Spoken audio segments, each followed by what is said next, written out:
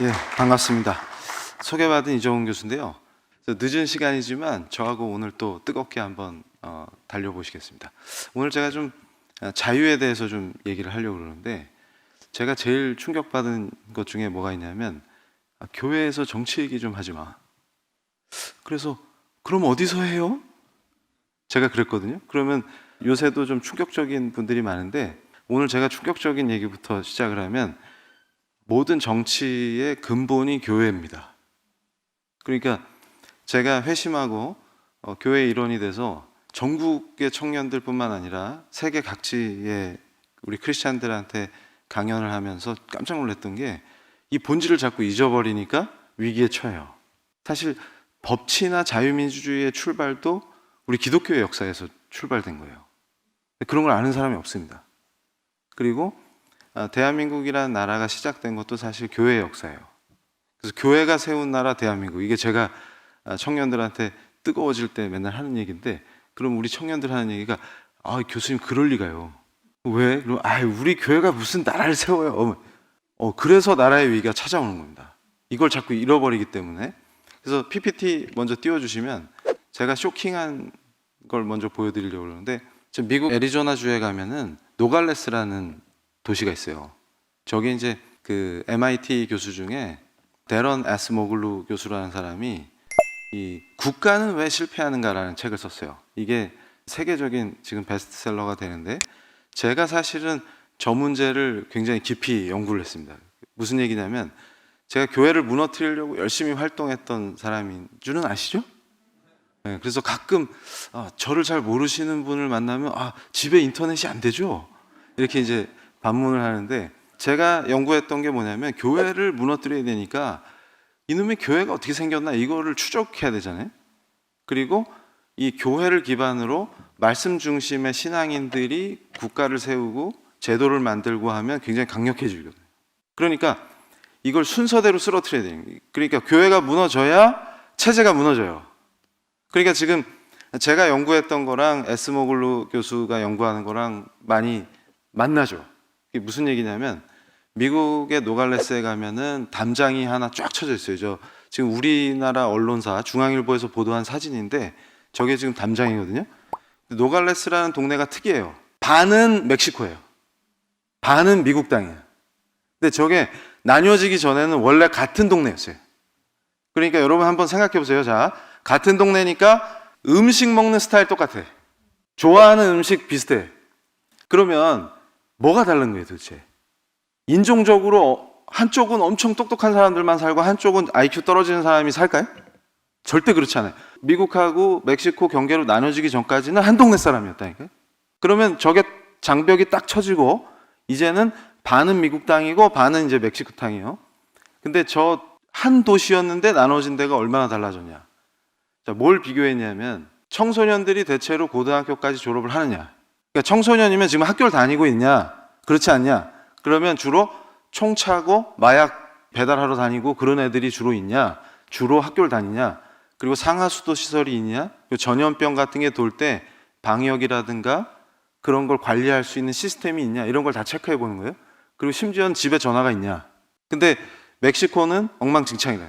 근데 왜 시민들이 활기가 없고 도대체 열심히 일할 생각이 없냐? 이게 도대체 그거를 사람들을 비난하다가 연구를 하면서 깜짝 놀란 게 뭐냐면, 열심히 노력해가지고 가게를 하나 차렸다고 생각합시다. 그러면 거기서 늦게까지 일하고 열심히 헌신해서 열심히 한번 장사를 해보자 이러면, 그렇게 장사가 잘 되잖아요. 어느 정도 한 달쯤 돼갖고 소문이 났다, 저 집 장사 잘 된다. 그러면 바로 무장강도가 들이닥쳐요. 잘못하면 아내와 아이들이 어떻게 죽을지 알 수가 없습니다. 그리고 그런 곳에서 개업하고 싶으시겠어요? 그러니까 도대체 담벼락 하나 차이인데 이게 뭐냐, 이게 뭘 결정짓느냐, 그걸 생각해 보셔야 돼요. 그래서 제가 저 얘기를 해줄 때, 우리나라는 사실 멀리 갈 필요도 없어요. 애리조나 타령할 필요도 없어요. 바로 코앞에 뭐가 있어요? 휴전선이 있죠. 그거 하나 철책 놓고 나뉘어져 있는데 얼마나 달라요? 그래서 여러분 한번 고민해 보세요. 같은 나라였죠, 우리도. 분단되기 전까지는 같은 나라 사람들 아니에요? 언어도 같고 풍습도 같고. 풍습 안 같습니다.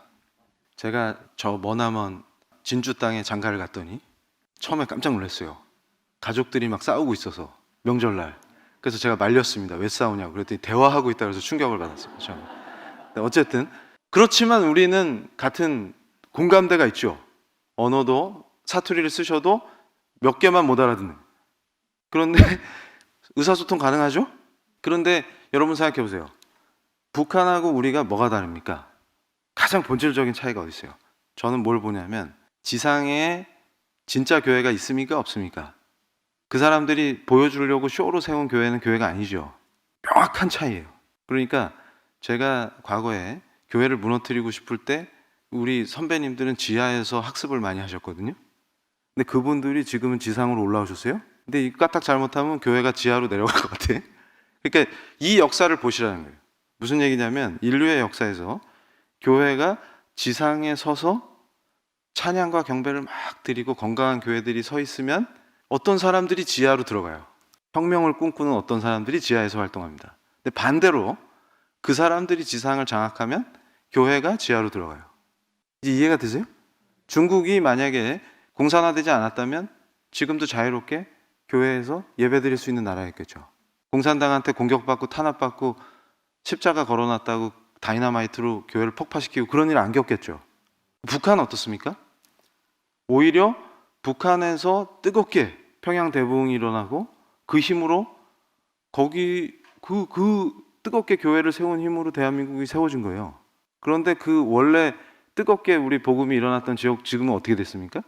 그러니까 제가 이걸 강조하는 거예요. 그럼 둘의 차이는 뭐냐? 그러니까 MIT 교수가 뭐에 꽂혔냐면 도대체 저 차이가 뭐냐? 담장 하나밖에 없네요. 담장 하나밖에 없는데 역사, 문화, 풍습, 심지어 밥 먹는 것까지 비슷한 사람들이 왜 이렇게 다르게 사냐? 미국도 지금 미국적인 가치가 많이 붕괴되어 있는데 멕시코에 비하면 낫죠. 뭐가 다른 거냐? 그래서 얘기합니다. 제도가 다르더라. 그래서 미국 헌법 대 멕시코 헌법이다. 그럼 두 개는 뭐가 다르냐? 하나는 영어고 하나는 스페인어인데 어차피 둘 다 모르겠다. 별로 안 웃으시네. 그래가지고 그 헌법의 차이가 있어요. 그것만 다릅니까? 그래서 제가 가장 본질적으로 주목하는 게 어디 있겠어요? 신앙의 차이다. 그걸 놓치는 거예요. 그러니까 사실은 제가 이 시대에 강조하는 게 뭐냐면 사람들이 착각하는 게 있습니다. 어떤 분들이 그래요. 자, 이데올로기가 있습니다. 성경이 있습니다. 그럼 크리스천은 성경의 관점에서 이데올로기를 평가하고 분석할 수 있는 사람이어야 돼요. 근데 이 시대가 교회 안에서도 미쳐나가는 이유가 뭐냐면 자기가 선호하는 이데올로기로 성경을 편집합니다. 이제 확 이해가 되세요? 그러니까 제가 제일 황당했던 것 중에 하나가 저한테 많이 까불던 어떤 학생이 제 연구실에 찾아와가지고 제가 다른 강의에서도 많이 예를 들었는데 교수님은 전국을 다니면서 맨날 사회주의 비판하고 돌아다니세요. 사회주의가 얼마나 좋은데. 그래서 그래? 내가 전문가인데 그 좋은 게 1도 없다 야. 그러면 교수님 교회에서 유명한 교수님 아니에요? 그래. 저도 교회 다니는데. 네가? 가끔 이제 캠퍼스에서 교회 다닌다 그러면 당황스러운 학생들이 좀 있죠. 그런데 이 학생이 저한테 그런 거예요. 교수님 어디 가서 땡땡땡에 갔더니 다른 교수님들은 성경 열라 사회주의적이라고 배웠는데 교수님은 왜 맨날 교회 열심히 다니는 교수님이 사회주의 비판하고 다니세요? 그래서 제가 그랬습니다. 뭐가 그리 좋더냐? 근데 그게 뭐가 사회주의랑 비슷하더냐? 그랬더니 교수님 초기 교회는요 열나 좋았대요. 그래? 네 어떻게 알아? 그랬더니 지금 교회는 썩었잖아요. 그래서 제가 그럽니다. 네가 썩었다. 지금 교회는 썩어서 초기 교회는 열나 좋았대요. 그래서 초기 교회 뭐가 좋았는데? 그랬더니 네 거 내 거 없었대요. 너 또 사도행전 2장 4장은 봤냐? 그랬더니 그건 안 봤는데 들었어요. 그래? 그럼 네 거 내 거 없으면 좋냐? 그랬더니 좋대요. 그래? 너 지갑에 얼마 있냐? 5만 원 있는데요. 너도 교회 다니고 나도 교회 다니니까 여기서 우리가 초기 교회를 실현해 보자. 야, 나이든 내가 돈이 필요하겠냐? 네가 더 필요하겠냐? 다오. 안 줘요. 당황한 거예요, 얘가. 무슨 교수가 학생 돈을 갈취하지? 왜 실현이 안 돼요? 그래서 제가 기숙사 학생들 면담하다가 기숙사 생활이 뭐가 제일 힘드냐 했더니 자꾸 룸메이트 친구가 자기 걸 쓴다는 거예요. 너 공유 좋아하잖아. 공유. 그 탤런트 저랑 닮은 공유 말고. 공유가 탈모가 오면 저랑 똑같을 거예요. 그래서 죄송합니다. 그래가지고 공유 좋아하잖아. 근데 보세요. 자매끼리도 엄마가 새 옷 사주면 그거 언니가 소개팅 나간다고 입고 나가면 폭발합니다. 여긴 그런 분이 안 계시죠? 마음이 워낙 넓어가지고. 그게 사실이에요. 그게 인간입니다. 그래서 제가 그럽니다. 여러분이 뭐가 필요한지, 내가 뭘 원하는지를 국가가 정해주면 좋겠어요? 기분 나쁘죠? 그거 그렇게 원하세요? 그래서 배급받고 싶으세요? 그래서 제가 그래요. 야, 그래. 수용소 들어가면 끝내준다, 야. 취업 걱정이 없어. 일단 헤어스타일 나처럼 다 통일해야 되고, 연락 평등하지. 그리고 토익 공부한다고 짜증냈지. 수용소에서는 토익을 볼 필요가 없다. 끝내준다, 야. 근데 슬픈 거는 빨리 죽는 게 있어. 강제 노역에 시달려야 되고. 그러니까 제가 뭘 얘기하고 싶으냐면, 여러분, 만약에 딱 태어났는데 북한이야. 개인이 감당할 수 없습니다. 근데 재밌는 것은 뭐냐면, 제가 이제 우리 청년들한테 국가란 무엇인가 시리즈 강의를 할 거예요. 그러니까 제가 우리 한밀교회에 아까 도착해가지고 감동받은 게, 목사님께서 하나님의 나라와 세상의 나라, 그 엘리베이터 딱 타는데 아주 감동받았어요. 그래서 제가 어거스틴의 하나님의 도성, 그 얘기 할 필요가 없는, 여긴 이미 학습이 너무 잘 돼 있을 거라고 생각이 됩니다. 그러니까 이 개념이 명확해야 돼요. 그래서 제가 하나님의 통치를 강조했더니 정치 지망생이 하나님의 통치 이런 헛소리를 하고 다니고, 갑자기 또 사람들이 제가 이 위험한 흐름을 막아야 됩니다 이랬더니 무슨 기독총을 세워요? 어디다가? 그 캐톨릭을 하지. 우리가 제정신입니까? 그게 캐톨릭 방식이에요. 교황이 세속의 왕들을 쥐락펴락하는 거, 그게 캐톨릭 정치입니다. 근데 위대한 우리 종교개혁은 그런 거 필요 없어요. 근데 반대로 어떻게 들어가냐면, 우리가 부르신 영역에 들어가서 빛과 소금으로 살면 세상이 바뀌는 방식이에요. 이게 우리 위대한 개혁의 역사입니다. 근데 그걸 이해를 못하고 제가 크리스찬의 정치의식을 강조했더니 교수님 좌로나 우로나 치우치지 말랬는데. 그래서 내가 뭐라 그랬니? 그래서 제가 하는 얘기가 뭐냐면, 그 말씀에 나오는 그 얘기도 착각한 거예요. 좌로나 우로나 치우치지 말라는 게 박쥐는 새예요, 쥐예요? 왜 이렇게 심각하지? 그러니까 눈치 보면서 박쥐 같은 인생을 살으라고 말씀이 성경이 가르칠 리가 있어요, 없어요? 그 좌로나 우로나 치우치지 말라는 얘기는 하나님이 주신 법에서, 모세의 입을 통해서 선포되는 거죠.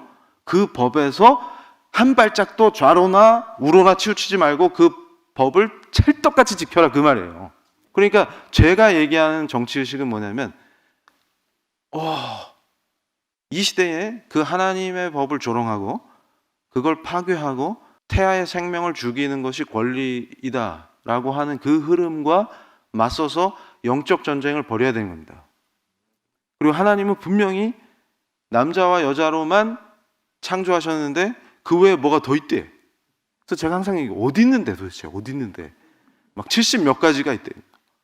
와. 그래서 제가 이건 우리끼리니까, 어떤 유명한 대형 로펌의 공익재단인데 거기서 저쪽 진영에 기라성 같은 사람 다 불렀어. 근데 우리 쪽 토론자는 누가 왔겠지 그러고 딱 갔더니 저 혼자야. 주여, 항상 왜 상황이 이렇습니까? 근데 제가 토론해서 다 박살냈다니까. 제가 똑똑해서 그런 것보다 하나님 은혜요. 왜냐하면 항상 진리는 이기게 돼 있다. 그래서 제가 나중에 알고 봤더니 하나님의 사람들은 항상 일대다로 싸우더라고. 나만 그런 게 아니었어, 역사적으로. 그래서 절대 쫄지 마십시오. 그러니까 우리는 그 거대한 흐름과 싸우는 거예요. 그런데 중요한 건 뭐냐면, 그러니까 우리는 좌도 아니요 우도 아니요 뭐예요? 예수파, 말씀파. 말씀대로 산다, 이거 말씀대로. 근데 이 말씀을 못 읽게 하는 정치, 교회를 세웠는데, 그래서 제가 하도 답답해가지고, 제가 전문가라니까, 이 정교분리라는 말이 어디서 처음 등장했냐면 미국에서, 미국 헌법에 처음 등장해요. 그런데 그 원리는 교회에 와서 정치 얘기하지 마가 아니라, 감히 국가 권력이 교회 안에 들어와서 감나라 배나라 하지 말라는 완전한 자유의 원칙을 선포한 거예요. 그러니까 예를 들어서 당시에는 장로교도 있고 감리교도 있고 지금도 있잖아요. 근데 그런 문제에서 국가가 개입하지 않겠다 그 말이에요. 완벽한 자유다. 그럼 교회에서는 목사님과 여러분이 결정하시면 돼요. 그걸 국가가 감나라 배나라 할 수 없다는 게 정교분리의 시작이라고요. 완전한 자유의 선포. 그 덕분에 저 담벼락이 엄청난 차이를 만들어낸 거예요. 그러니까 자, 이걸 보세요. 저분이 제가 얘기했던 에스 머글루 교수인데, 국가는 왜 실패하냐? 보세요. 재산권 하나를 제대로 보장하는 헌법이 있고 그게 작동되냐 안 되냐의 차이, 무장 강도가 대낮에 활개 치느냐 안 치느냐의 차이, 이런 게 엄청난 걸 만들어내요. 근데 그 이면에 헌법이라는 게 있죠. 대한민국 헌법 어떻게 만들었어요? 근데 그 헌법 이면에 뭐가 있어요? 바로 교회는 완벽한 자유를 누려야 한다는 신앙인들의 그 자유를 향한 뜨거운 열망. 그러니까 여러분, 자유를 찾아서 신대륙에 왔잖아요. 그런데 처음에는 사람들이 어리석어가지고 종교의 자유를 부르짖다가 실제 신대륙에 왔더니 우리 방식은 국교야 이러면서 강요하는 그런 어리석은 걸 반복했단 말이에요. 그러다가 어떻게 됐어요? 위대한 실험이라는 거는 완벽하게 자유를 보장해요. 교회에서 덤블링을 하든 그렇다고 내일부터 덤블링 하시면 안 됩니다. 이정훈 교수가 하라 그랬지, 그 말이 아니라 교회의 일은 교회가 감히 국가 권력이 개입하지 못하게 하는 거예요. 근데 그 철저한 자유의 정신이 오늘 본문 말씀이에요. 그러니까 우리가 착각하는 게 있습니다. 제가 죄의 종로를 타던 자에서 오직 은혜죠. 제가 잘한 게 일도 없는데 저를 구해 주셨단 말이죠. 그러니까 우리가 착각하는 것 중에 하나가 뭐가 있냐면, 예수 안 믿어도 돼, 혹은 예수님과 예수 안 믿는 거 중간에 무슨 회색지대가 있을 거라고 착각하는 거예요. 근데 그런 거 없어요. 예수 아니면 죽는 거예요. 근데 현대 철학이든 뭐든 인기 끄는 것들의 특징이 뭔가 가만히 들여다보면 예수 없이도 괜찮아 이러고 가르쳐줘요. 그리고 요거 하면 니들 괜찮아, 예수 없어도 돼, 다 죽자 그 말이에요. 그런데 중요한 건 뭐냐면, 제가 나는 예수님의 종이다 이렇게 했더니 저랑 친한 법철학자, 제 원래 전공이 법철학이거든요. 야, 나름 똑똑한 법철학자 하나가 어쩌다 저렇게 망가졌냐. 야, 자유를 추구해야지 왜 종 노릇을 해? 그래서 제가 그랬습니다. 야, 예수님 종은 강력한 종이 되면 될수록 더 자유롭다. 근데 예수님 종 노릇 하기 싫으면 죄의 종 노릇을 해야 되거든. 근데 니는 모르겠지, 니가 종인지. 열나 자유롭은 줄 알지. 그러면 맨날 왜 낙엽이 우수수 그럼 이거 하냐? 난 그거 안 해도 되는데. 막 열나 쓸쓸하다며, 막 가슴에 뭐가. 근데 뭐 연구를 해도 뭔가 허전해, 뭔가 부족해. 그렇죠? 근데 그런 거 너는 왜 그게 해결이 안 되냐? 네 종노릇 하고 있는 게 지금. 근데 그거를 니만 모르.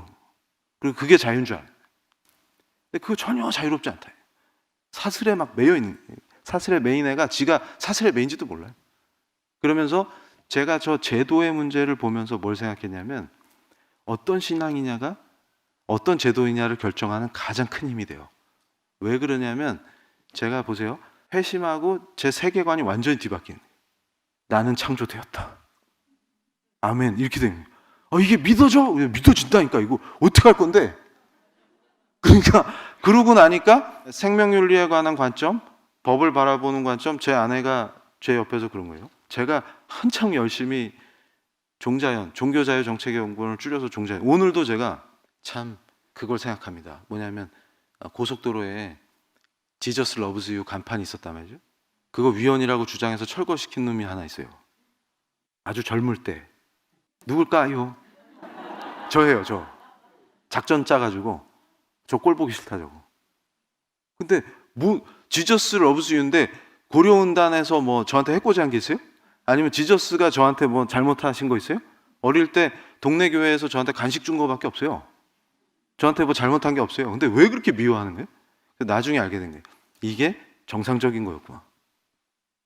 아, 원래 미워하게 돼 있다. 이유 없이 싫고 미워하게 돼 있구나. 그러면서 머리를 굴려서 그걸 제거하고 싶다. 그러다가 어디까지 나갔어요? 본격적으로 연구해가지고 2008년에 종교 편향 방지법이라는 이름으로 입법되기 직전까지 갔었던 법 있죠. 그거 2007년에 또 어떤 애가 기획한 거예요.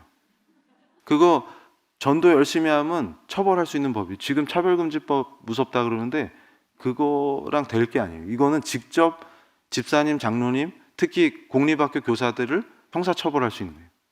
무섭죠? 근데 그걸 2007년에 숨어서 그 법안을 만든 자가 있었으니 이정훈 박사라는 애가 있었어요. 근데 지금 뭐 하고 다녀요? 그러니까 제 아내가 저한테 진지하게 질문하더라고요. 근데 2008년 11월에 언론 기사 한번 찾아보세요. 그걸 위헌이라고 나타난 어떤 교수가 하나 있었으니 같은 자예요. 왜냐하면 2007년에 회심을 했거든. 제일 교회를 열심히 공격하고 돌아다니다가 회심을 했어요. 그래서 2007년 9월에 세례를 받았어요. 그리고 2008년 3월에 전임 교수가 됐거든요. 그래서 그해 11월에 그게 위헌이라고 논문을 발표했어요.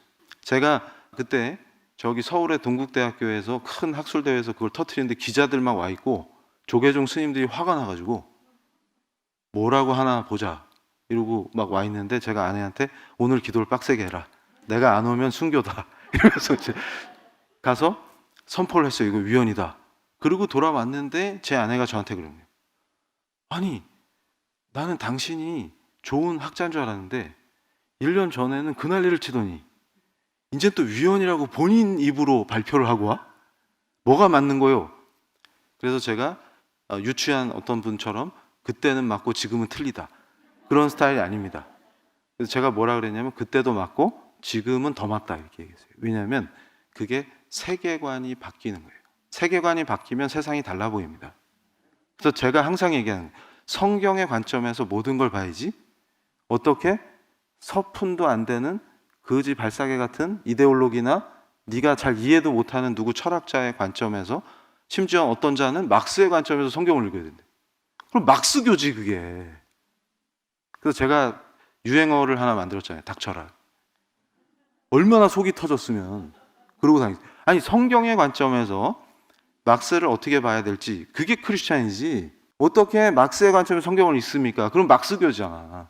그래서 제가 또 요새는 제 목 잡고 쓰러질 뻔해요. 제가 20대 초반에는 출가도 했거든요. 가출 말고. 근데 요새 또 예수교 장로의 조계종파가 너무 많아. 이게 뭔 말이에요? 교회 안에서 무소유를 가르치는 사람이 왜 이렇게 많습니까? 또 그건 법정 스님 아니에요? 아니 또 왜 교회에서 무소유를 가르쳐 또? 그래서 제가 그럽니다. 제가 쩌짝에서 이짝으로 왔잖아요. 쩌짝도 무소유가 안 돼요. 그게 불가능한 얘기라고. 오늘 그래서 제가 유행어를 바꿨어요. 닥쳐라 하니까 너무 공격적이어서 내가 알려줄게. 이제 크리스찬답게 착한 버전으로 내가 알려줄게. 그러니까 지금 문제는 뭐냐면 국가는 왜 실패하는가 이렇게 의문을 던졌죠. 여러분 남미는 왜 저 모양이 됐을까요? 북미와 뭐가 다를까요? 깊이 들어가 보면 저분은 경제사 교수라 그 얘기를 안 해. 근데 제 눈에 뭐가 보이냐면 가장 강력한 국가를 지탱해서 움직이는 그 정신세계 그게 뭐겠어요? 원리, 성경을 성경대로 할 것이냐 그렇지 않느냐 이 차이예요. 엄청난 겁니다. 엄청난 거. 그러니까 우리는 부르신 곳에 들어가서 성경대로 살면서 빛과 소금 역할을 해야 되는 거예요. 근데 그 원리를 구성해 놓은 거예요. 그래서 제가 깜짝 놀란 게 뭐냐면 국가에 의존적인 사람들 있죠. 그러니까 남미에서는 스페인이나 이쪽 세력이 똑같이 식민지를 만들었는데 노예로 삼았어요. 그럼 노예에 익숙한 거예요. 노예 생활에. 그러니까 지금도 남미에서는 선동해가지고 사회주의 혁명합시다. 그러면 베네수엘라처럼 그지 되는 거예요. 제가 베네수엘라 저렇게 되기 전에 저랑 되게 친했던 유명한 변호사가 하나 있어요. 이름 밝히면 안 되고 그 모 당의 핵심 인사였는데 그 형님하고 저하고 학생 때 되게 친했거든요. 근데 그 형님이 제가 회심하던 2007년에 뭘 했냐면 한국의 모델이 베네수엘라다. 잘한다. 좋겠다. 좋겠어. 그래서 제가 그랬어요. 그 10년 뒤에 어떻게 됐어요? 베네수엘라가? 보고 배울 게 없어서 그걸 하고 앉아있냐? 근데 지금도 반성을 안 해. 딴 얘기하고 다녀. 근데 여러분 잘 보세요. 제가 그랬어요. 베네수엘라는 가난해지고 싶어도 가난해지기 힘든 나라예요. 왜냐하면 석유가 나오거든. 이해가 되세요? 땅 파면 석유가 나오는데 가난해지고 싶어도 가난해지기 힘들어요. 여러분 뒷마당에 땅만 파면 석유가 나온다고 생각해 보세요. 그 집이 가난할 가능성이 있어요? 근데 왜 밥도 못 먹어요? 쓰레기통 뒤지고? 생각해 보세요. Why? 왜 그러냐? 그러니까 여러분 생각해 보세요. 노예화된 인간은 그렇게 될 수밖에 없습니다. 선동하면 사회주의 혁명한답시고 난리치는 것밖에 할 수가 없어요. 왜냐하면 스스로 할 수 있는 일이 없거든. 여러분 일제시대 때도 모든 국민이 투쟁 이러면서 독립투쟁 할 것 같죠? 택도 없는 소리예요. 왜 기독교인이 중심이 된지 아십니까? 말씀 읽고 은혜 받는 사람은 노예가 될 수가 없거든. 그러니까 당당한 자율적 인간. 그러니까 우리는 예수님의 제자, 그분의 소유, 그거는 엄청 갈망하고 되고 싶은데 절대 다른 거에 종로로 탈 수 없는 사람들로 바뀌어요. 그리고 뭔가 특별한 삶의 의미를 부여합니다. 확 이해가 되시죠? 그 차이예요, 그 차이. 종놈이 돼도 되는 사람과, 그러니까 뭐예요? 근데 제가 지금 놀라는 건 뭐냐면 젊은이들이 종놈의 길을 선호해요. 뭐 받아먹는 거. 그러니까 자존감 있는 사람은 내가 그지야? 이럴 텐데 내 힘으로 할 수 있습니다. 근데 저 차이예요. 그러니까 잘 보세요. 국가에 의존하는 노예들이 국가를 만들면 그 국가는 반드시 실패합니다. 그래서 국민의 생명을 먹같이 여기는 나라로 전락해요. 그래서 국민이 죽어도 별 반응이 없어요. 그래서 제가 깜짝 놀랐습니다. 우리나라가 어쩌다 이런 나라가 됐냐? 총에 맞아 죽고 불에 태워졌는데, 그래서 제가 그랬어요. 어떤 교회에서 강연하다가 갑자기 만약에 천연기념물 연평도 물개가 죽었으면 나라가 뒤집혔을 수도 있습니다. 그 귀한 물개가 죽다니 이러면서. 제 말이 납득이 가세요? 어쩌다 우리가 이런 사람들이 됐을까? 그걸 우리가 고민해 봐야 돼요. 사람 생명을 함부로 하는 국가는 뭘 의미합니까? 실패입니다. 그 얘기는 뭐예요? 그러니까 반대예요. 나는 국가의 간섭도 받지 않겠다. 그리고 간섭 안 받는다는 얘기는 도움도 안 받겠다는 얘기예요. 자립하겠다는 거예요. 이런 사람들이 들고 일어나서 독립하자. 독립선언서에 사인을 하고 헌법을 만들면 위대한 나라로 가는 거고, 노예 근성에 쪄들어서 뭐 안 주나, 채찍만 안 때리면 좋겠슈 이런 애들이. 그래서 그거 있죠. 우리가 신분제 철폐한다고 이제 종놈 하지 마세요 그랬더니 갑봉이란 분이 명언을 남겼습니다. 마님 지는 마님밖에 없구만요. 이러면 어떻게 돼요? 그분이 만드는 나라는 저런 나라가 되는 거예요.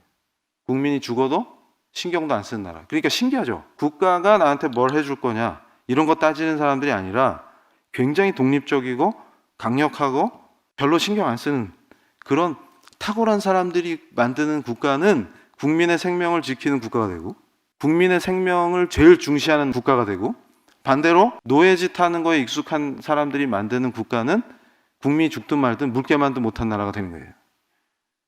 그 흐름을 보셔야 돼요. 그렇기 때문에 뭐가 달라집니까? 최소한 청소년이 학교를 안 가고 방황하고 있으면 why? 이게 궁금한 공동체를 누가 구성해요? 누가 구성합니까? 그걸 생각하셔야 돼요. 아, 이 차이가 엄청난 걸 만들어내는구나. 그래서 왜 국가는 실패하는가? 그 얘기를 던지는 거예요. 근데 저는 그렇게 얘기합니다. 신앙이 실패하면 반드시 국가는 실패하게 돼 있습니다. 그리고 종교의 자유를 부정하는 나라를 생각해 보세요. 아, 여기는 인간이 인간 대접을 받고 인권이 있는 나라구나. 기준이 어디 있는지 아세요? 종교의 자유를 보장하는 나라는 대체로 인권이 나 우리나라 너무 좋아 이렇지는 않더라도 대체로 인간이 인간 대접을 받는 나라를 구성합니다. 근데 인간한테서 자유를 박탈할 때 뭐부터 뺐는지 아세요? 내면의 자유니 종교의 자유부터 뺏는 거예요. 종교의 자유가 제대로 보장되지 않는 나라일수록 인간이 인간 대접을 못 받아요. 그건 명확한 사실입니다. 그래서 이걸 보세요. 이분이 누구냐면 제가 초창기 강연 때부터 강조했는데 프랑스 출신의 학자예요. 터크빌이라고. 알렉시스 드 토크빌. 이름만 딱 보면 역시 이정훈 교수처럼 시크하게 생겼네. 이게 귀족 출신이에요. 그래서 프랑스 혁명 때 친척들이 많이 죽어요. 귀족 출신이라. 그런데 저분이 어떤 미션을 받냐면 프랑스는 혁명을 하고 난리가 났는데 난리가 났잖아요. 단두대에서 막 목 싹둑싹둑 자르고 난리가 나서 혁명한다 난리를 쳤는데 자치가 안 돼. 민주주의가 제대로 뿌리를 못 내린 혼란 속에서 우리는 잘 모르죠. 저는 연구를 많이 했기 때문에 사료를 보면 저 당시에 양아치 시대 눈 뜨고 못 봐줍니다. 그런데 19세기인데 미국은 신생국가인데 잘 나간다. 자치가 된다더라. 그거 어떻게 가능하지? 이게 궁금한 거예요. 그래서 9개월을 미국을 돌면서 연구를 해요. 그래서 불멸해져서 지금까지도 제가 교양 시간에 학생들이 읽히는 책, 미국의 민주주의라는 책을 저분이 쓰셨어요. 그러니까 프랑스 사람이 쓴 미국의 민주주의입니다. 근데 거기에 보면 뭐가 나오냐면 토크빌이 제일 많이 할애한 부분이 뭐냐면 신앙의 부분이에요. 왜 얘들은 자치가 되지? 시골에 가봤는데 파리에서도 안 되는 자치가 되는 거예요. 이게 어떻게 가능하지? 그랬더니 지금 제가 좋아하는 신학자 중에 데이비드 웰스 박사가 있는데 그분이 또 비슷한 얘기를 해요. 뭐냐면 미국의 어떤 시골 마을이 과거에, 지금은 그 전통이 미국도 다 무너졌는데 과거에 미국이 괜찮은 나라로 존경받던 시대에는 그 도시가 상징하는 게 있었어요. 뭐냐면 도시에 가보면 그 도시의 중심에 교회가 있어요. 위치도 중심이고 도시의 중심에 교회가 있고 그 교회에서 흘러나오는 말씀 선포, 찬양, 기도, 이게 도시를 움직여요. 그러니까 무슨 얘기냐면 그 교회 집사님들이 빵집도 열고 미용실도 열고 하실 거 아닙니까? 근데 그 매장이 하나님의 주권이 선포되는 하나님의 통치를 받는 거야. 근데 그런 사람이기 때문에 타인의 의견도 존중해주고 내 의견을 접을 줄도 알고 타협도 할 줄 알고 이러니까 자치가 되는 거예요. 그리고 심지어는 재판 과정을 보고 토크빌이 제일 감동받은 게 배심원으로 불려왔는데 제일 먼저 오늘 하루 공쳤는데 이거 일당 누가 줄 거예요? 이런 사람이 없어요. 동료 시민을 위해서 공정한 재판을 해야 되니까 엄청 긴장해갖고 최선을 다하는 걸 보고 깜짝 놀란 거예요. 돈을 안 주는데 이렇게 열심히 하지? 이해가 안 가는 거예요. 그래서 보니까 그 교회 성도들이잖아. 하나님의 사람들이, 예수의 제자들이 정의의 문제를 허투루 할 수 있어요? 내가 잘못 판단하면 저 사람이 억울하게 옥살이해도 되는데 괜찮아요? 그럴 수가 없거든. 그러니까 어떻게 돼요? 자기 일보다 더 열심히 해요. 이거 일당 얼마 줘요? 관심 없어요. 이거 내가 제대로 판단했는지. 그러니까 법정조차도 민주적으로 들어가. 동료 시민에 대한 정의로운 재판, 이게 가능해지는 거예요. 프랑스에서는 상상도 못하는 일이 벌어진 거예요. 그러면 이 사람들이 뭘 생각했냐면 토크빌이 그럼 그동안 닭모가지 치듯이 사람을 간단하게 죽이는 기계 만들어서 혁명한다고 여태 뭐 한겨? 이렇게 된 거예요. 우린 뭐 한겨? 얘들이 이렇게 잘하는데 이러면 또 그래. 거기서 교수님은 친미주의자. 그럼 제가 그러죠. 닥쳐라. 그 미국이 모든 걸 잘했다 그 말이 아니에요. 어느 나라나 부족한 게 있죠. 그런데 전반적인 흐름이 어떻게 그게 구성해 들어가는데 뭐가 중심이냐 그 얘기예요. 정치의 본질이 어디 있냐. 말씀 읽고 기도하고 은혜 받은 사람들이 만드는 나라는 특별하다. 근데 그걸 정말 모르겠니? 그러니까 무슨 얘기냐면 대한민국이 좋은 나라가 되고 싶죠. 당연히. 우리 2세들이 잘해야 되는데 그럼 어떻게 하면 좋은 나라 됩니까? 우리가 잘해야 돼. 그러니까 우리가 크리스찬다워져서 빛과 소금이 되면 좋은 나라가 되는 거예요. 근데 지금처럼 노예로 길들여지는데 익숙해지고 노예 해보니까 좋은데? 이러면 다 죽는 거예요. 그래서 바로 참 신앙을 회복하는 것이 가장 중요한 정치개혁이다. 제가 그걸 얘기하는 겁니다. 지금 제가 많은 국회의원들한테 조언도 해주고 역할을 했는데 교수로서 답답한 게 뭔지 아세요? 국회에 교회 출석하는 국회의원 많죠. 그러니까 교회를 다니는 정치인이면 안 되고 성경적이어야만 하는 거예요. 근데 그게 안 되니까 개판이 되는 거고. 그러니까 지금 제가 기업인들한테도 강력하게 강연을 통해서 외치는 게 뭐냐면 교회 다니는 회장님이면 안 되고 성경적 비즈니스를 해야 됩니다. 근데 그걸 자꾸 착각하는 거예요. 그러니까 우리가 놓치고 있는 게 뭐냐면 어떻게 해요? 정치를 어떻게 합니까? 크리스찬이면 어떤 정치의식을 갖고 있어야 합니까? 그걸 물어야 되는 거예요. 그런데 어떤 식으로 바뀌냐면 세상과 교회를 분리시켜. 오 마이 갓. 그래서 제가 2018년 여름에 여름방학 때 유럽 투어를 했어요. 강연 투어를. 그래서 우리 한국에서 나간 주재원들, 유학생들 막 저와 함께 감동의 눈물을 흘리고 막 그러고 다녔는데 그때 주제가 뭐였냐면 기독교에 세속합니다. 그랬더니 이제 유학생들이나 주재원이 기다리고 있었어. 뭘 하냐면 제가 가서 막 한국 교회는 썩었습니다. 저는 의인입니다. 의롭게 삽시다. 이럴 줄 알았거든. 근데 거꾸로 그런 얘기를 안 해. 처음엔 당황한 거예요. 뭐냐면 기독교에 세속화는 다른 게 아니에요. 삶과 신앙이 분리되는 게 세속화예요. 여러분 잘 생각해 보세요. 조계종 스님은 어디로 들어가죠? 산으로. 그렇죠. 절이죠. 절이 산에 있으니까. 근데 스님의 세속한 뭐예요? 도시로 내려와서 짜장면 사 먹어. 그러면서 서빙 하시는 분이 스님 고기는요? 그러면 밑에 가루. 이러면 그게 세속화예요, 그게. 근데 우리는 반대로 우리는 어디로 들어가야 돼요? 세상 속으로. 근데 반대로 숨거나 어디 조용한 데 들어가서 짱 박히고자 하면 뭐예요? 그게 세속화예요. 그러니까 지금 완전히 뭔가 잘못된 이유가 어디 있냐면 세상 속으로 들어가서 빛과 소금을 해야 우리의 정체성이 드러나는 건데 반대로 숨으라고 가르쳐요. 그리고 분리시켜. 그러니까 캠퍼스에서 만나면 너 교회 다녔어? 하고 제가 당황하는데 걔는 교회를 다녀 열심히. 그러니까 다른 학생이랑 구분이 안 돼요.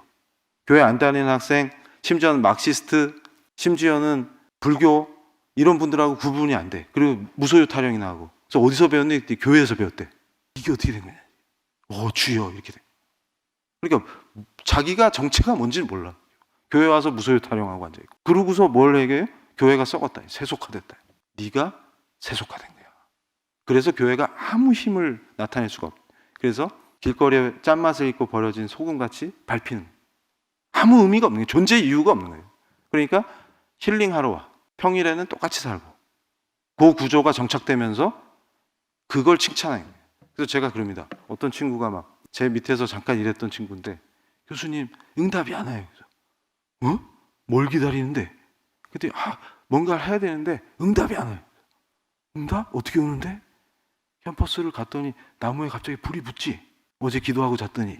근데 보니까 나무는 안 타고 불만 있고 그리고 막 자기 전에 베란다 밖에다가 솜을 놔뒀더니 안 젖고 그지? 그래야 회사에 원서를 내지. 그래서 제가 그랬어요. 네가 모세냐? 네가 기드온이냐? 그리고 지금 그게 기드온이 잘했다고 써놓으신 거야? 잘못했다고 써놓으신 거야? 판단이 안 되지 지금. 그래서 제가 뭐라 그랬는지 아십니까? 그냥 원서 너 나이키에서 광고할 때 뭐라고 하냐? 빨리 나가라. 이렇게 되는 겁니다. 그러니까 제정신이 아니에요. 제정신이 한마디로. 그런데 저 제정신을 회복해야 돼요. 그래서 제가 토크빌이 했던 유명한 얘기를 전국 교회에 알렸어요. 그래서 어떤 분들은 자기 SNS에 저거를 딱 붙여놨어요. 자유는 도덕성 없이 세워질 수 없고 도덕성은 신앙 없이 세워질 수 없다. 저게 엄청난 말이에요. 무슨 얘기냐면 자유를 누리려면 자격이 있어야 됩니다. 근데 그 자격은 어디서 부여되냐? 시민의 도덕성이 없으면 자유는 누릴 수가 없어요. 사라집니다. 근데 그 도덕성이 어디서 나와요? 바른 신앙에서 나오는 거예요. 근데 그걸 깨달은 거예요. 토크빌이. 신앙이 바로 되지 않으면 자유도 없는 거구나. 자유는 자격 있는 사람만 누릴 수 있는 거구나. 그걸 이해한 거예요. 그래서 제가 그럽니다. 폭도화된 군중은 절대로 자유를 누릴 수가 없습니다. 그래서 제가 이 시대 젊은이들한테 엄청 권했던 책이에요. 막스 베버라는 사회학자가 쓴 책이에요. 프로테스탄트 윤리와 자본주의 정신입니다. 저게 뭐냐면 자본주의가 뭐냐 그러면 대답하는 학생은 없는데 자본주의가 뭐냐 물어보면 다 사악하고 나쁜 거예요. 그럼 사회주의는 뭔데? 선한 거예요. 남을 돕는 거예요. 그래서 북한 가면 막 고조 인민들이 서로 돕지? 연락 좋다 야. 수용소 가면 막 고조 서로 돕습니다. 그러니까 여러분 보세요. 저거는 뭘 얘기한 거냐면 돈이 우상이 되고 돈을 숭배하는 그런 걸 얘기하는 게 아니에요. 그러니까 초창기에 근대 세계가 열릴 때 특별한 사람들이 있었다는 거예요. 그러니까 막스 베버가 깜짝 놀란 거예요. 그러니까 법이 지배하고 뭔가 독특한 사회 구조, 사람들의 생활 양식이 등장했는데 이게 왜 일부 지역에서만 등장했을까? 이게 궁금한 거예요. 그래서 막스 베버는 궁금하면 못 참아요. 그래서 그걸 연구를 막 했더니 특별한 사람들이 살고 있어요. 그게 누구냐 하면 참 그리스도인들. 그러니까 여러분 저도 놀랐어요. 뭐냐면 학생 때 저 더러운 자본주의와 싸워야 돼 이랬는데 그 출발을 보니까 타락하기 전에 항상 문제는 뭐예요? 타락한 게 문제죠. 그러면 타락한 걸 바로잡으려면 어떻게 해야 되냐면 고조 북한처럼 혁명을 합니다. 그러면 다 노예가 되는 거고 혁명을 하는 게 아니라 크리스천은 개혁을 해요. 본질을 회복하는 본질을. 우리 본질이 뭐예요? 말씀대로. 그러니까 성경의 권위가 회복되는 게 개혁이지 교회를 사회주의화하는 게 개혁이 아닙니다. 착각하면 안 돼요. 그러니까 초창기에 병들지 않았던 건강한 자본주의 모델이 어디 있었냐? 왜 특별한 사람들이 있었냐? 찾아봤더니 뭐예요? 그러니까 프랑스에서 종교개혁을 하니까 칼빈주의를 따르는 개혁의 신앙인들이 박해를 받는 거예요. 막 학살당하고. 그러니까 어떻게 돼요? 나중에는 전쟁도 해보고 뭐 이러다가 주로 괜찮은 동네로 도망치는 거예요. 스위스에 가고 영국에도 가고 이렇게 도망치는 거예요. 독일에도 가고. 그래서 독일의 원천 기술들 있죠. 그게 다 그 신앙인들의 작품이에요. 스위스가 시계가 유명해진 것도 그 신앙인들이 시계 사업을 했거든. 그래서 그분들을 뭐라고 부르냐면 위그노라고 했어요. 그래서 제가 이 위그노 얘기를 전국에 했어요. 왜냐하면 위그노 정신. 근데 이걸 저만 얘기한 게 아니라 서울대 산업공학과 교수님들이 축적의 시간이라는 책을 썼습니다. 근데 그때 이제 한 교수님이 어떤 강연에서 그 얘기를 하는 거예요. 그분 독실한 크리스찬도 아닌데 축적의 시간을 우리가 배워야 된다. 근데 그 원조가 위그노다 이러시는 거예요. 맞아요.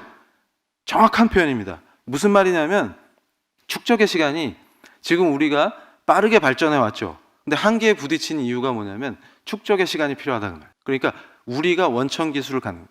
그러니까 누군가 만들어 놓은 걸 따라하는 건 급하게 잘하는 사람들로 발전했는데 위그노들이 했던 것처럼 깊이 담궈서 축적의 시간을 갖고 원천 기술을 갖는 사람들이 돼야 돼요. 근데 그 본질이 어디 있었냐 했더니 직업관 자체가 다른 거예요. 먹고 살려고 일하는 사람은 창세기 3장에서 범죄한 이후에 타락한 인간의 모델입니다. 우리는 일을 열심히 해서 먹고 살죠. 먹고 살지 말라는 말이 아니에요. 그것 때문에 일하지 않습니다. 일의 그 가치를 아는 사람들이에요. 그래서 제가 깜짝 놀란 게 위그노들은 하나님께 바치는 물건을 만듭니다. 그리고 소명으로서의 직업. 그래서 독일에서 유명한 게 뭐 있어요? 정치인들이 책임윤리라는 말 쓰죠. 소명으로서의 정치 개념도 베버가 설명했는데 그게 기독교 전통에서 나온 거예요. 정책을 실패하면 다 떠납니다. 그때는 맞고 지금은 틀리다. 이따 우짓 했다가는 영원히 매장이에요. 왜냐하면 유권자들 눈에 그건 사람으로 안 보이는 거예요. 그 전통이 어떻게 만들어졌어요? 종교개혁의 전통으로 만들어진 거예요. 북유럽을 동경하는 사람들이 있습니다. 근데 부작용 많거든요. 근데 그 세금 감당할 수 있어요? 그래서 제가 한국에서 거짓 교사들, 교수들 맨날 복지 타령하고 북유럽이 모델이다 이분들한테 그러면 선배님도 세금 연봉의 60% 내실 거예요? 그럼 말 안 해요. 내 거 말고 제 걸로. 근데 어떻게 그 엄청난 과세를 받아들입니까? 그래서 제가 그랬어요. 여러분 생각해 보세요. 복지가 그런 북유럽식의 복지가 불가능한 나라 두 개 집어봐. 그럼 러시아와 중국이에요. 이해가 확 되세요? 북유럽은 왜 중과세 가능합니까? 신앙과 관련 없을 것 같죠? 그거 감당 못하면 못해요. 그러니까 어때? 초기 교회가 네 거 내 거 없어 좋다 그랬는데 네 돈 달라 그러면 싫죠? 그럼 초기 교회를 어떻게 할 건데? 나는 안 내고 제 걸로. 내 건 지키고 제 거는 내 거. 내 거도 내 거. 근데 그게 가능하냐고 그게. 그러니까 무슨 얘기냐면 특수한 상황을 일반화시키거나 규범화시키는 어리석음으로 선동당하고 있다 그 말이에요. 제가 분명히 말씀드립니다. 어떤 특정 정치인이나 정파는 정의를 독점할 수 없어요. 그래서 제가 가르치는 게 그겁니다. 정의가 무엇인가? 그래서 어떤 학생이 그러는 거예요. 교수님은 이 시대의 젊은 법철학자죠? 저는 교수님 밑에서 배웠으니까 정의로운 법조인이 되겠습니다.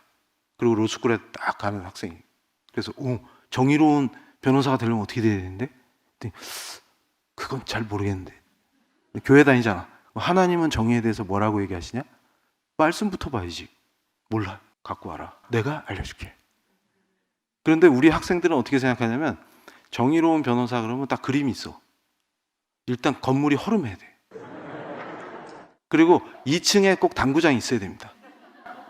그리고 점심 때 꼭 짜장면을 시켜 먹어야 돼. 그래서 제가 그래요. 야, 그럼 스테이크 먹으면 정의가 안 되냐? 안 된대. 짜장면을 먹어야 돼. 그게 이미지화 돼 있거든. 그러니까 정의가 이미지야. 그래서 제가 그래요.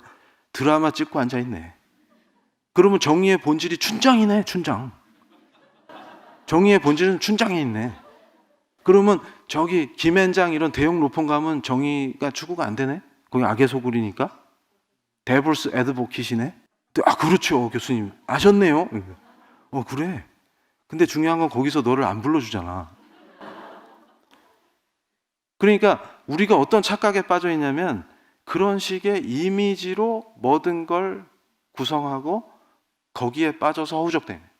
거기에 빠져서 허우적대는. 그래서 제가 부산에 신도시화된 동네 교회에서 지난 주일도 강연했는데 이 동네는 정의로운 변호사가 존재할 수 없습니다. 왜냐하면 건물이 다 새 거야. 그 허름한 건물이 없어. 그래서 제가 그럽니다. 저 벨버가 얘기했던 탁월한 크리스찬들의 모습이 어디냐. 그래서 제가 종교개혁 500주년 때부터 지금까지 제가 502주년 때 영남신학교에서 특강을 했는데 그때 막 신학생들이 엄청 뜨거워졌어요. 근데 막 진짜 위그너 같은 매장이 어디 있을까 이걸 막 찾아다녔어요.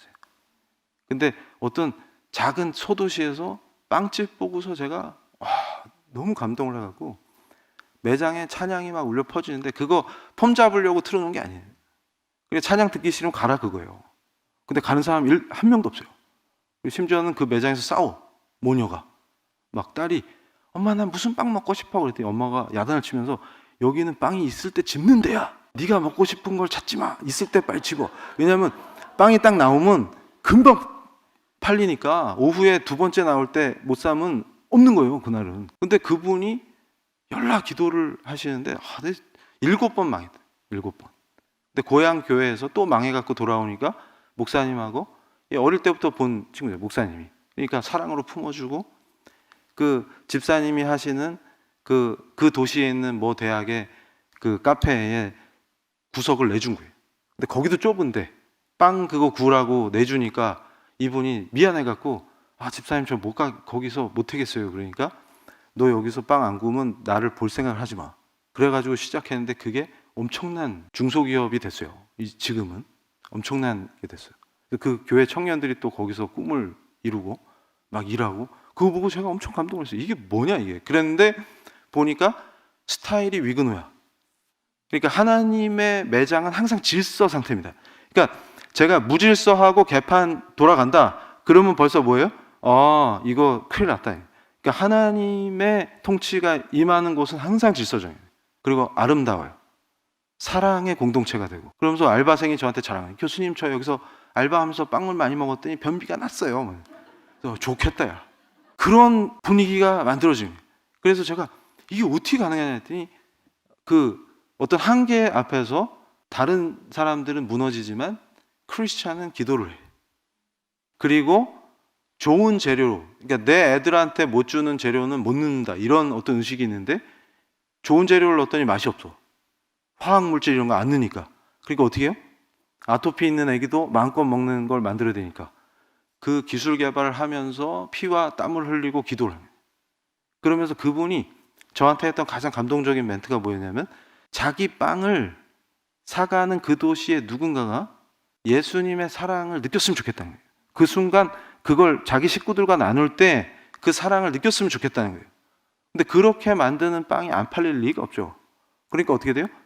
이러면 또 그래요. 어떤 또 삐딱한 애가 앞에 있다가 교수님 역시 돈 얘기네요. 그래서 제가 그럽니다. 성경대로 비즈니스 했을 때 실패하는 걸 못 보겠다. 그랬더니 교수님 돈 얘기네요. 그러면서 그 강연했더니 또 제 SNS에 꼭 그런 사람이 있어요. 질문. 그런데 교수님 그러면 산골에서 평생을 독실하게 사셨던 아무개 권사님 그분은 왜 가난하셨나요? 그러면 제가 그 친구한테 합니다. 그럼 이정훈 교수는 왜 돈이 없냐? 맨날 성경 타령하고 다니는데. 그래서 제가 깨달은 게 있어요. 뭐냐면 그런 분들의 특징이 어디냐면 다른 데 있어요. 근데 이 친구 눈에 뭐만 보이냐면 돈이 보여요. 그러니까 거꾸로 이분은 자기가 굉장히 홀리하고 경건하고 막 그런 거라고 착각하지만 이분은 항상 뭐에 꽂히냐면 돈에 꽂혀요. 그리고 제가 한 말에서 뭐만 듣냐면 돈만 들어요.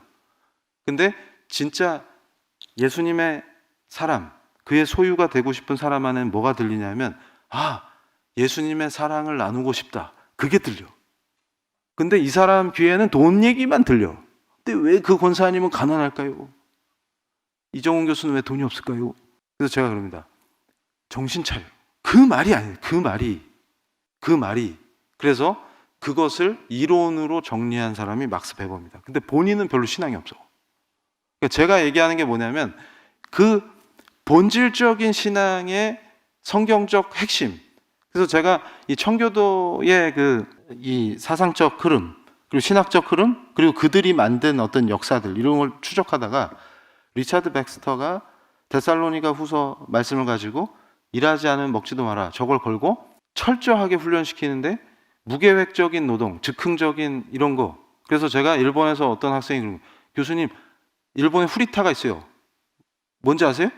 알바만 해도 시급이 괜찮으니까 정식 직장이 없어도 먹고 살 수 있어. 그게 인간관계 복잡하지도 않고 그냥 정해진 시간 딱 일하고 시급 받으면 되니까 좋아요. 그래서 제가 야단을 쳤어요. 크리스찬은 절대로 그렇게 하지 않는다.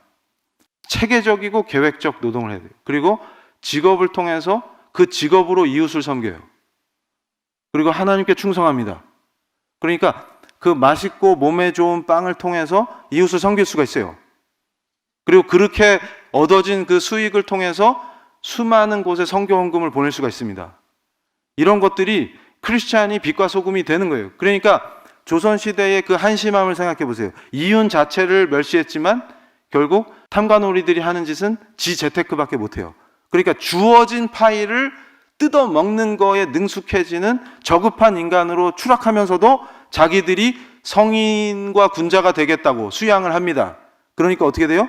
신라시대 경주만도 못한 한양으로 추락하는 거예요. 1000년 전보다 더 추락한 거지 소굴이 되는 겁니다. 그런데도 반성을 안 해요. 그걸 자랑해요. 무능력을 자랑합니다. 결핍을 자랑해요. 그런데 분명히 우리 크리스찬은 뭐라고 그랬냐면, 리차드 백스터가 성경을 근거로 빈곤과 결핍은 전지전능한 하나님을 욕되게 하는 것이다, 이렇게. 크리스찬은 자기 소유라고 생각을 안 하는 거예요. 기본적 의식이 다릅니다. 내가 맡겨진 관리자지, 청직이지, 이것은 하나님의 것이기 때문에 하나님의 영광을 위한 것이다. 그러니까 부의 축적이 더러운 축적이 아닌 거예요. 근데 그게 굉장히 어려운 거죠. 인간으로서는 하기 힘들어요. 왜냐하면 돈의 노예가 될 확률이 높아지기 때문에. 근데 그걸 어떻게 이겨내느냐? 그게 신앙이다. 그래서 마지막으로 제가 이 얘기를 하면서 끝내려고 합니다. 뭐냐면 자유와 양심의 문제예요. 절대로 종의 멍에를 매지 마라 하신 적에, 저는 제가 좋아하는 분이 있는데 짧게 두 분 있어요. 둘 다 사업을 하시는데, 한 분은 사업가신데 목사님이에요.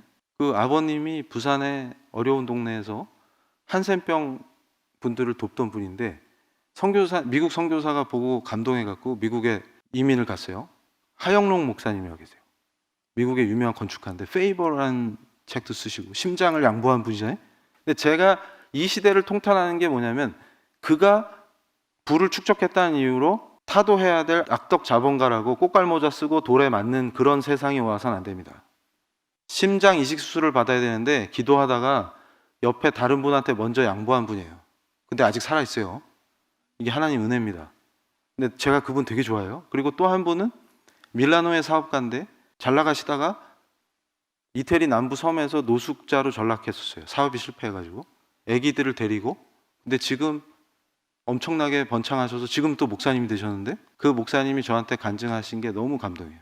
건물을 샀는데, 노숙자에서 벗어나서 일치월장에서 건물을 샀는데 이태리 은행에서 대출을 해주겠다고 했는데 갑자기 너 외국인이라서 불안해서 아직 승인이 안 떨어졌다 이런 거예요. 근데 잘못하면 어떻게 돼요?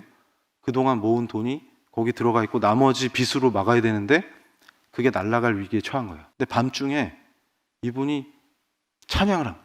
근데 사모님이 처음에 열받아 하시다가 같이 찬양을 한 거예요. 부창부수죠. 그러면서 같이 무슨 노래를 불렀냐고 제가 그랬더니 주신 것도 하나님이요 이러면서, 그랬더니 이분이 저한테 하신 얘기에 저도 충격을 받았는데, 돈 그동안 번 거 다 날리면 제로 아니냐, 근데 대출 받았는데 한 달 뒤에 불나서 없어지면 빚이 쌓인다, 은혜다, 이러고 좋아했다는 거예요. 근데 그게 가능한 얘기입니까? 막상 닥치면. 근데 승인 났어요. 며칠 질질 끌다가. 근데 지금 엄청난 분이 됐는데 돈에 별로 신경을 안 쓰는 분이 됐어요. 지금은 사업도 안 해요. 우리 유학생들 돌보시고 목사님으로 활동하시는데 제가 엄청 좋아하는 분이에요. 근데 그분이 뭐라 그러셨냐면, 그날이 바로 하나님이 질문하신 거다. 너는 내 청직이냐 돈의 노예가 될 놈이냐, 그걸 물으신 날이다. 그렇게 생각하시더라고요. 그러니까 무슨 얘기냐면, 돈을 맡겨도 될지 안 될지 이러면 또 돈 얘기. 그래서 제가 뭘 개발했다고요? 닥쳐라. 그래서 우리는 뭐냐면 돈 앞에서도 그 돈의 노예가 되지 않는 신앙인이어야 되는 거예요. 근데 이게 보통 어려운 일이 아니죠. 그래서 하나님께서 훈련시키시는 거예요. 그래서 저 자유와 양심의 자유를 지키기 위한 싸움을 크리스찬들은 벌여왔습니다. 제가 한 얘기가 아니고 저 훈장 받고 좋아하는 할아버지가 폴 존슨 교수예요. 기독교의 역사, 유대인의 역사 탁월한 책들을 쓴 역사학자인데 제가 엄청나게 좋아하는 분이에요. 제가 예수 안 믿던 시절에도 저분 책으로 기독교의 역사를 공부했어요. 그런데 저분이 쓴 책 중에 모던 타임즈라는 책이 있습니다. 근데 저 책이 명저인 게 뭐냐면 서구 사회를 흔든 명저예요. 20세기에 공산주의 혁명도 일어났죠. 마오쩌둥이 7천만을 학살했습니다. 스탈린이 몇 명을 죽인지 아세요? 히틀러는 또 몇 명을 유대인을 학살했죠. 이런 정신 나간 사람을 파리처럼 죽이는 역사가 어떻게 일어났냐, 그걸 역사적으로 설명하는 거예요. 그럴 땐 항상 뭐가 나오냐면 지상의 인간의 노력으로 유토피아를 세우겠다는 얘기가 나오고, 도덕이라는 것은 절대적 기준이 없고 우리가 정하면 돼, 상대주의로 빠지고 진리는 없는 거야, 다 상대적인 거야. 그러니까 무엇이 옳고 그른지도 인간이 모여서 합의하는 게 기준이야. 규범에 절대적 근거 같은 거 없어. 이런 게 판을 치면 반드시 어떤 사회가 도래해야 하냐면 사람을 파리처럼 죽이는 집단이 집권해서 사람을 진짜로 그렇게 죽이더라는 거예요. 그걸 역사학자가 피를 토하면서 쓰는 거예요.